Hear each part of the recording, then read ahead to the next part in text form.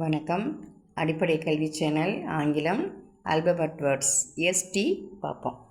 S for S N A K E snake பாம்பு. S for S H I P ship கப்பல். T for T ஐ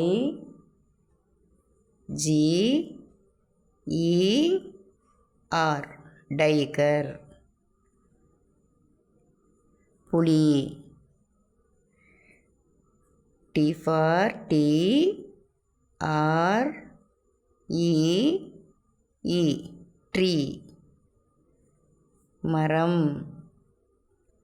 ஒரு தடவை சொல்கிறேன்.